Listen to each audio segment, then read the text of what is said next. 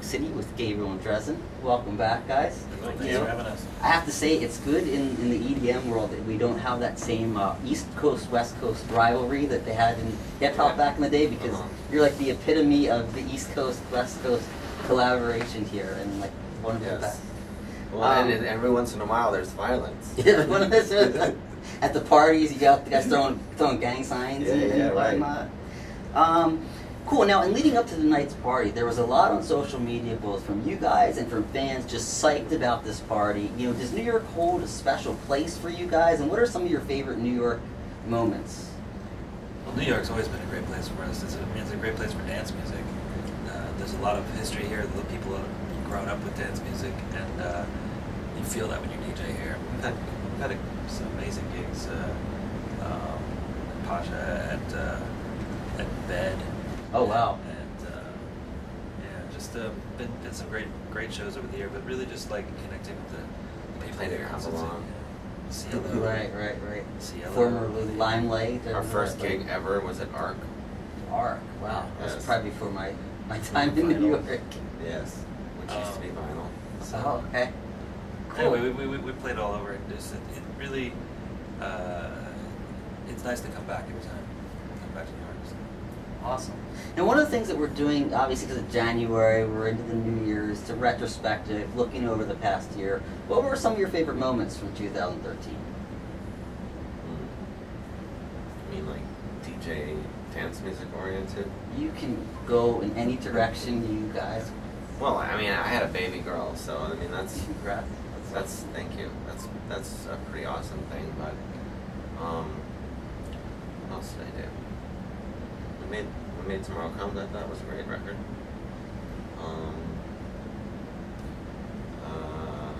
I mean, dance music just took a turn that we didn't really like in 2012. So I think what the highlight of this last year was that we finally figured out what it is we want to do. Word. It's been difficult, as Dave was saying, in a playing field where it really feels like you have to do this or this in order to succeed. You know, it's really just trying to like not feel that pressure, just make music for music's sake has been really the biggest challenge. I think we're finally there. So. Cool. Now I know, I mean, you guys put out Tomorrow Comes, you mentioned it's like an awesome track from last year. Mm-hmm. What other tracks, like over the past year, whether it's yours or others, like from 2013, really stood out, you know, in your mind in terms of what you really liked? Well, it's tough. We like these dudes that are like so obscure, even talking about them. You know, there's this one guy, Tejo, and all his tracks have this little like, you know, German chug and like very nice synths and good basses.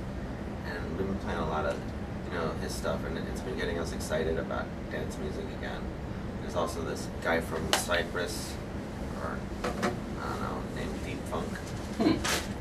This stuff's amazing. Really like textural, beautiful. Now, do these guys send you the tracks, or you go and you actually find these? We That's use pretty 1001 track lists and follow. You know, we get one artist, and then we like create a network of like people who are around them, and other labels that they're on, and we start listening to all that stuff, and then you know sometimes you find somebody who's great. That's cool. Because just going on Beatport and looking at the homepage was just not doing it. It was making us not want to go and shop for music. Right. And so it was like we needed a starting point. Okay. And I think we found that, like, and we've been finding some really great music by using this little system. Awesome. And it's really, I think it's influencing the music that we're making and the future of the band in general. Right. The sound that we're going to make. I think it's really exciting right now. It's, you know, and I think it's really cool when I listen to you guys, the sound that you have, like, evolving. I mean, you know, a lot of artists, it's hard. I think it's hard because a lot of folks focus on trance. They focus on a subgenre of EDM, and they get so bogged down in that, in terms of a fan. And then they're like, oh, it's something different.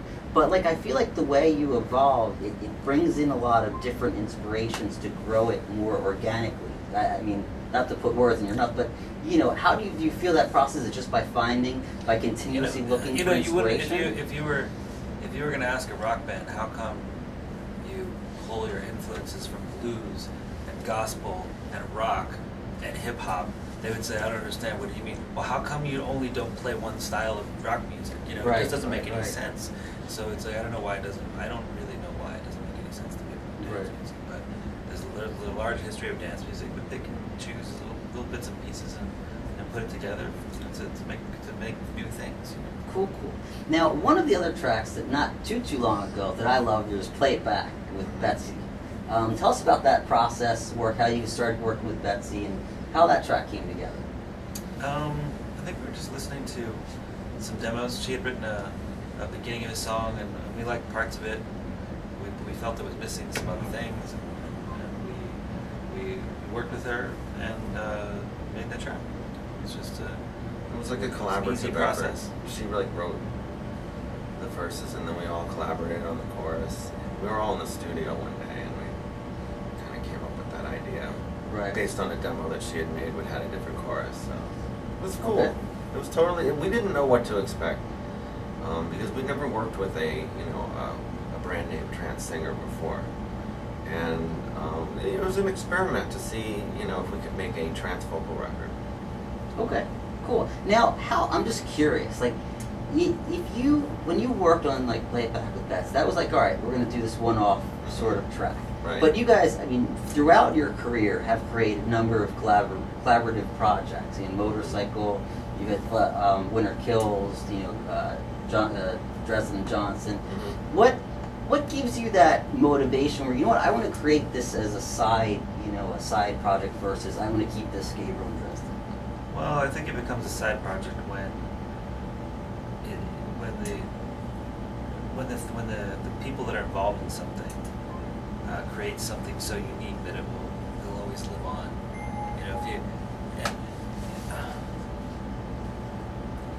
I don't know. It's also part of our old school band thinking. It's just if it's three different people. Gotcha. Okay. It's another project. It's another way of thinking. So it's another name. Cool. It also gives you the freedom to do other kinds of music. Right.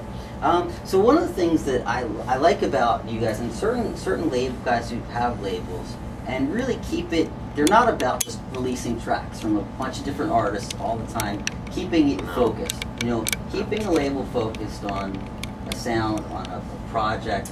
How do you manage to keep that for Organized Nature? It's really been simple. We just only release music. We play new sets.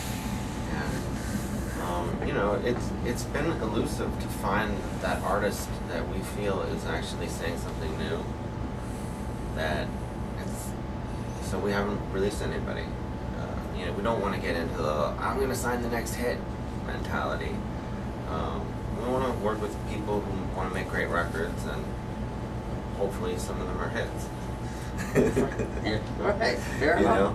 But I think through this little network of music we've been finding for our DJ sets, I think there's gonna be some artists that we're gonna find in there because they're on their own little small labels, and maybe we could collaborate with them or just A&R their record, and maybe it's could be better than what they're doing now.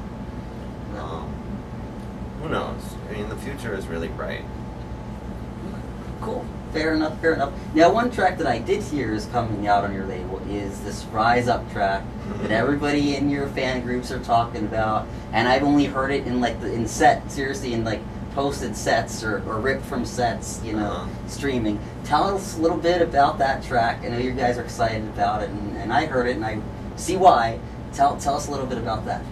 Well, that's a track that we co-wrote with a friend of ours, Kaz.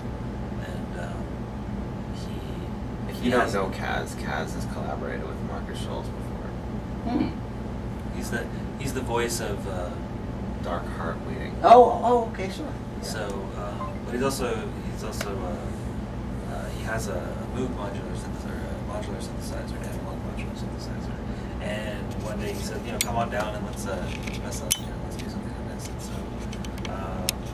we ended up taking an idea that he had started and started programming it on the modular synthesizer. And have you ever seen one of these things? It looks like antique lab equipment with lots of wires. And it's really. I can show you some pictures and videos on my phone. Okay, cool. I have videos of him playing this thing. It's crazy because it's like it just looks like insanity to somebody who doesn't know how to use it, because it's like wires everywhere and wires coming out of this and wires over here. And it's definitely not like using a computer. No, it's like what you're It's doing like a is move? you're Was that creating like paths. Yeah, sorts of yeah. It's things? like Training paths it's a that modern rebuild of one of those. Okay. But it takes up as much space as that couch. It's big. Jeez. And but it has a sound that nothing else does. So that's the story. Is we use that synthesizer to make that song, and we actually just made it, wanting to make something with the Moog. And we love the sound of it. We'd love to do it again. Cool. And you've been like road testing it quite a bit lately? We road tested it for like literally a year before we finally finished it. Nice. I've heard sometimes they road test and then redo like whole batches of, the whole way the track sounds, and sometimes the first time they drop it, it's just like, wow, they're like, okay, cool. But I mean, who knows? Maybe with this newfound, sound that we're like digging, we might, rethink that track too. Who knows? Right. All right. But it we love it. And really, anytime you get to hear synths like that. Sure.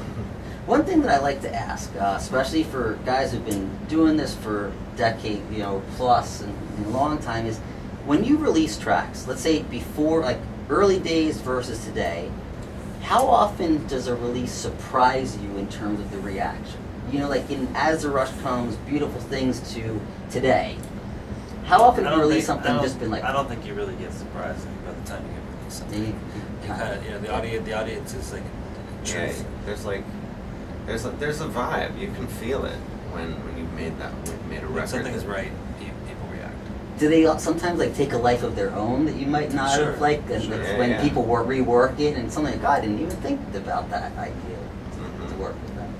We try not to get too caught up in what happens to things after we make them. Okay. Get caught up in that world. Fair enough. Okay, my last question for you guys. As we come into 2014, what I'm asking a lot of artists is, any New Year's resolutions? What are your plans and other plans, things you're looking forward to in the next year? New Year's resolutions. Well, definitely for me, my New Year's resolution myself is about being healthy. But also for us, we finally got the analog synthesizers out of storage. And switched from Ableton to Logic. Oh, okay. Again, so cool. And so just really trying to make music the best we can. Really just